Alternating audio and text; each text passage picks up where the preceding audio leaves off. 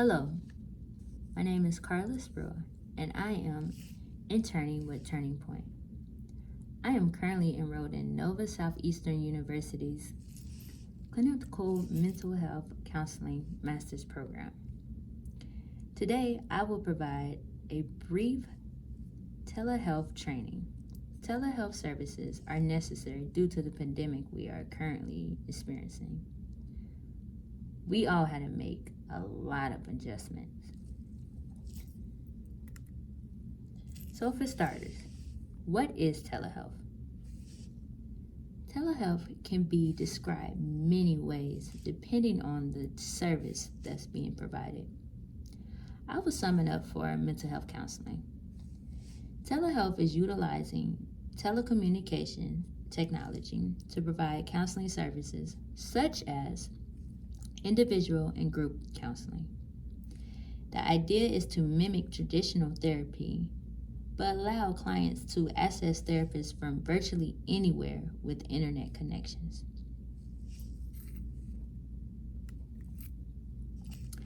Now that we are familiar with telehealth services, it is important to become familiar with Florida's law. Telehealth services include record keeping, client evaluation, and controlled substance prescribing. This became effective on July 1st, 2019. Okay, the brief history lesson is over with. Now we can discuss the equipment that's required. You may use a computer, laptop, or a cell phone. All of these devices are the main ingredient. These devices allow telehealth services to occur. We also need an external microphone and an external camera for telehealth services to occur. This way, we can hear and visualize our client, and the client can see us as well and hear us as well. Headphones are suggested when the area isn't completely private. They're also suggested when your device doesn't have high quality speakers.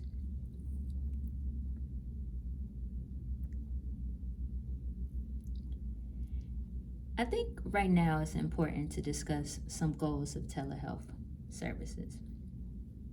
The first one I have down is to provide a supportive environment. A supportive environment allows the client to feel safe, which eventually the client will be able to open up and discuss the issues that they are facing. Second one I have is provide effective counseling services. We all know that this will benefit the client in the long run. The third one I have listed is help promote the decision-making process while facilitating the client's potential. Number four is a really good goal. Great goal. The goal is to have healthier clients. A client typically seems to be healthier when the client opens up more. The client achieves goals. The client is making progress. The client is satisfied with therapy. Telehealth services also encourages staff to be happy as well. We want staff comfortable. We want staff to be able to work well with clients. And we want our counselors to support clients. All in all, we want both parties very comfortable.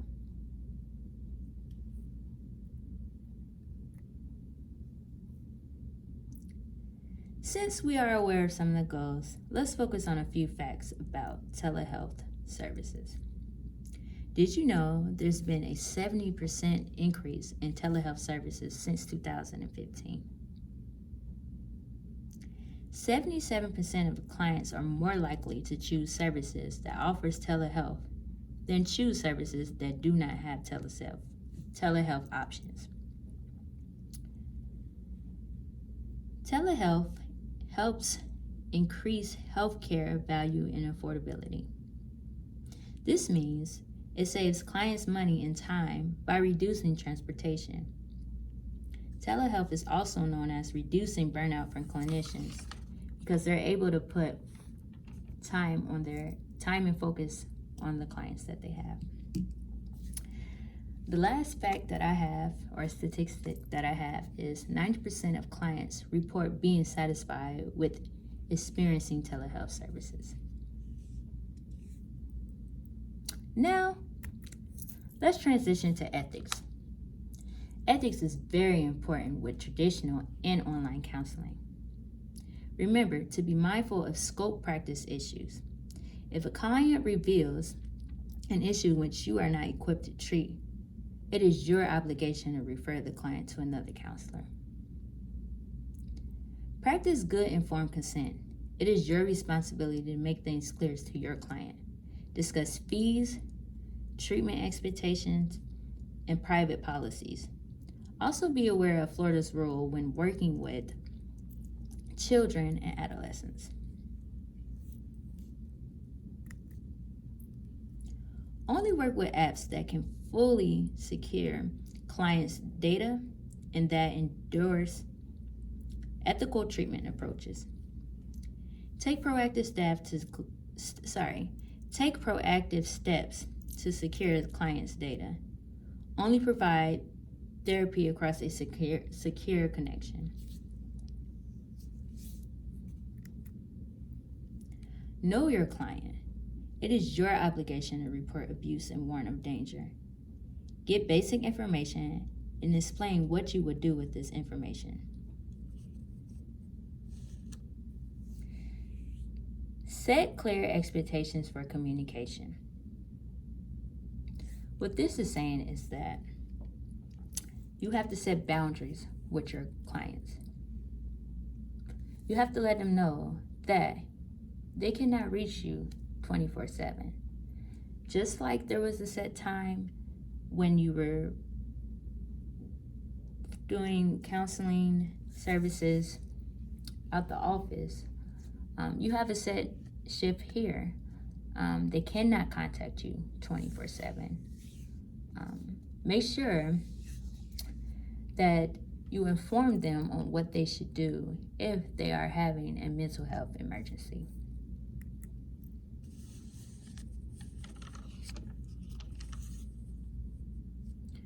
We discussed informed consent, but I would also like to go over that clients have the right to disengage in therapy whenever they want to. Counselors have an obligation to review in writing and verbally with clients the rights and responsibility of both counselors and the client. Also, it is your duty to be an advocate for your client.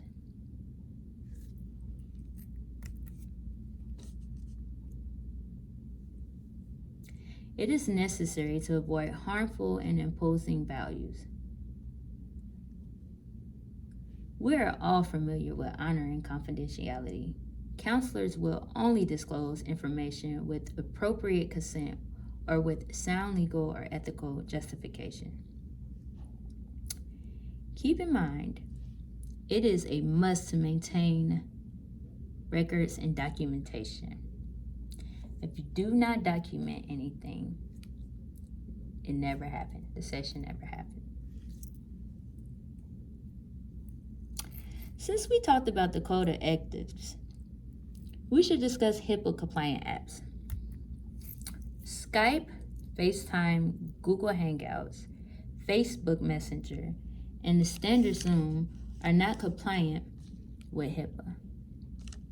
This is because they do not have encrypted private messenger or videos.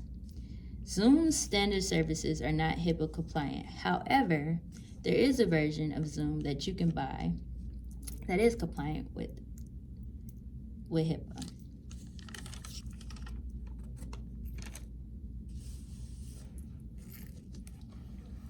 BT Connect.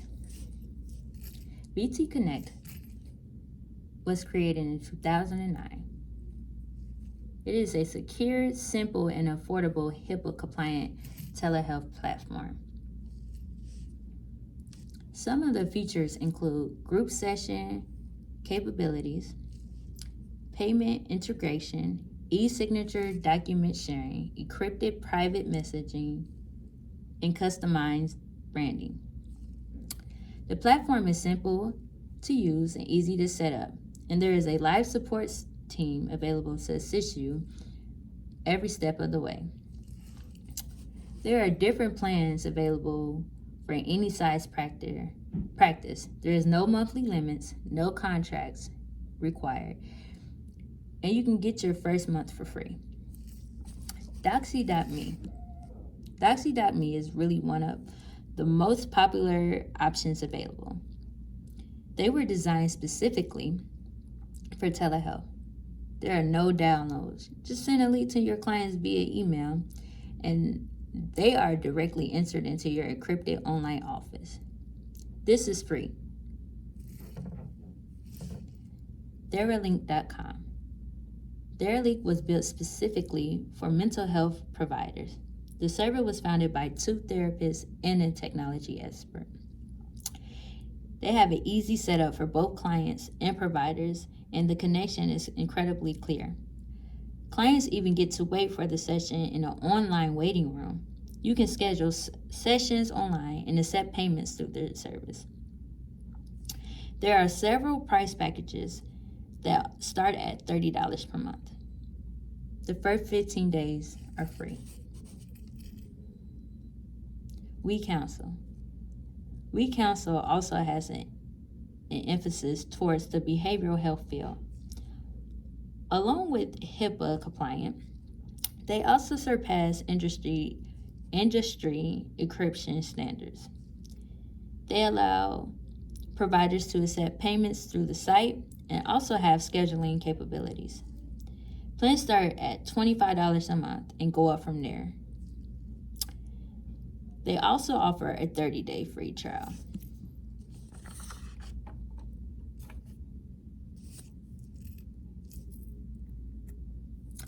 I would like to transition our focus on the disadvantages and advantages of telehealth. One disadvantage is that it may be difficult to read your client's body language. For example, let's say your client becomes very anxious and one of his cues is watching his thumbs twiddle. What if he isn't showing his hands? We have to be more mindful of other cues such as tone of voice, facial expressions, and others. Online counseling could be distracting for both counselors and therapists. It is our duty to stay on track. At times, it may be difficult for the client to find a private area to engage in services. Please encourage your client to dedicate an area because privacy is very beneficial to the therapy session. Reimbursement is a disadvantage because some insurances don't pay for telehealth services. A lot of them are ending mid-July. Some clients are not comfortable with telehealth services and prefer traditional counseling. This is okay. You'll be willing to meet with them face-to-face. Now, let's look at the benefits of telehealth services. Telehealth offers a range of benefits for both therapists and clients. It makes mental health care easier and more convenient to access and provide. Some benefits include flexible schedule. With telehealth, you can have secure, real-time, two-way communication with your client anytime and anywhere. You can conduct sessions during times that best fit your schedule and your client's schedule. You do not have to be confined to a 9-to-5 schedule if it does not fit your lifestyle. Convenience. You can provide your services from your office, your home, or even while you're traveling. With telehealth, You are no longer stuck by your physical location. You can easily connect with your clients as long as you have an internet connection and a camera. Greater access. Telehealth can make mental health services more accessible and convenient. Clients may also seek care earlier if they have the option to get help without leaving their homes. Telehealth also gives rural clients and patients without transportation increased access to healthcare they may not have had access to otherwise. This means that clients are less likely to cancel their appointments because they're able to show up to their appointments, where before they may have to rely on rides from other people. They may have to catch the bus. They may have utilized Lyft or Uber, maybe a taxi. Maybe those weren't convenient. Maybe they didn't have money for it. Telehealth, they do not have to involve transportation, and they're willing to sit there and open their phones and engage in counseling from the comfort of their own home. Another advantage of telehealth services is that you're able to remain safe by practicing social distancing.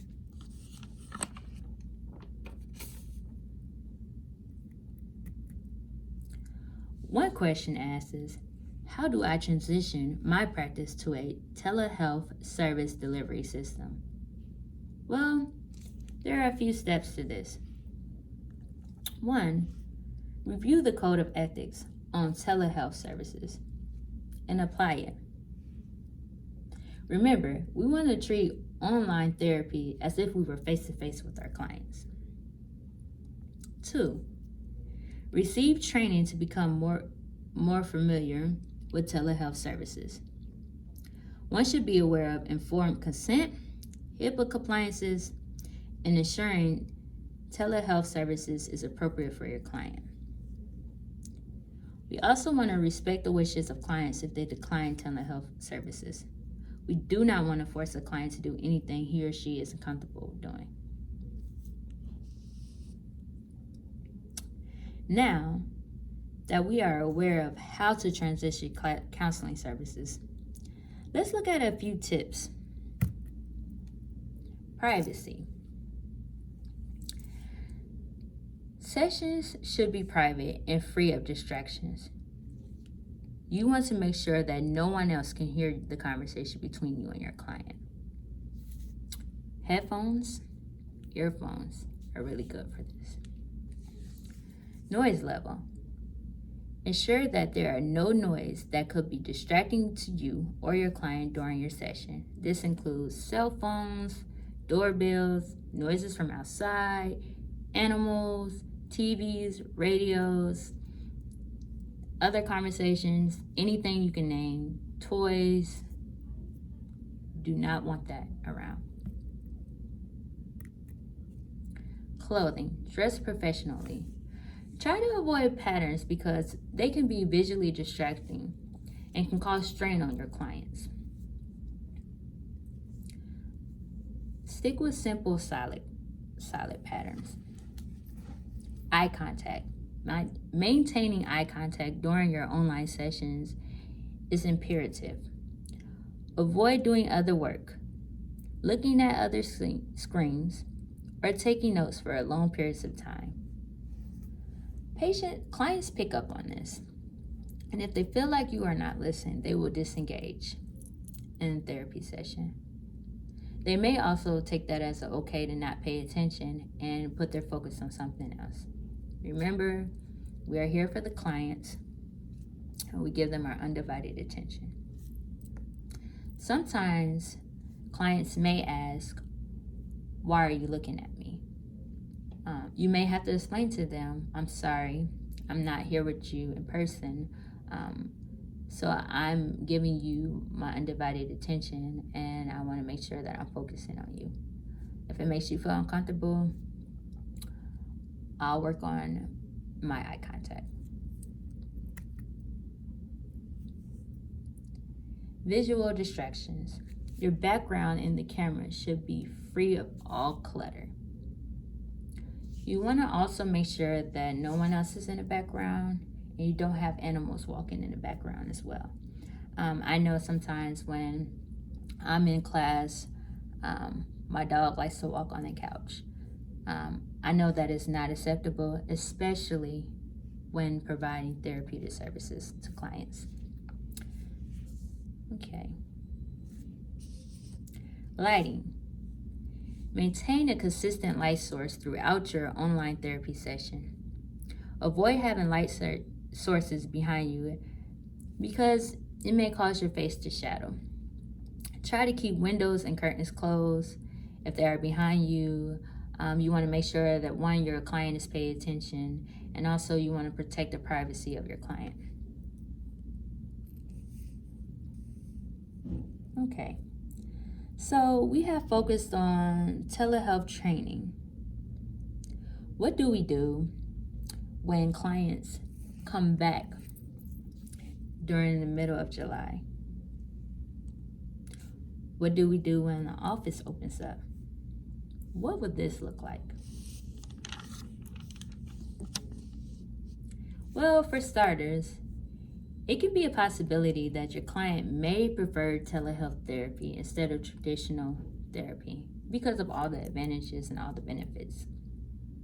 However, some clients prefer traditional therapy. Some clients, insurance would not cover teletherapy. Therefore, they have to go back to how things were. Okay, so things will look a little different. For those that will return to the office and receive traditional counseling, for starters, employees and clients will have to have their temperatures checked. If there is a fever, the appointment will have to be rescheduled via phone. This is because high temperatures is a symptom of COVID-19. We are taking precautions to ensure everyone's safety. Clients and counselors are required to wear masks at all times. Turning Point will implement social distancing. Clients will be asked to sit 6 feet apart from one another while in the waiting room. Counselors and clients will sit 6 feet away from each other during a therapy session. Therefore, we will only utilize 2 rooms. Carrie will work on scheduling clients carefully. The ideal is to have a counseling session every hour and every half hour. For example, let's say that Joanne has a client coming in at 1 o'clock. She would schedule her client for 1 o'clock. And then Christine has a session at 1:30. And then again, when 2 o'clock comes around, someone else will have it. And this pretty much supports social distancing. Remember to wash your hands and sanitize them as well to decrease the germs. Whatever tables and desks that you may use, we ask that you wipe them down and sanitize them as well to decrease the germs. Both clients and counselors will be asked to stay home if experiencing any of the COVID symptoms. Symptoms include headache, sore throat, shortness of breath, diarrhea, muscle pain, fever, congestion, or runny nose, fatigue, chills. Once again, we ask that everyone be mindful of everyone else and each other's safety. Yay! You completed the telehealth service training. Remember, our mission is working together, turning lives around. Thank you, and be safe.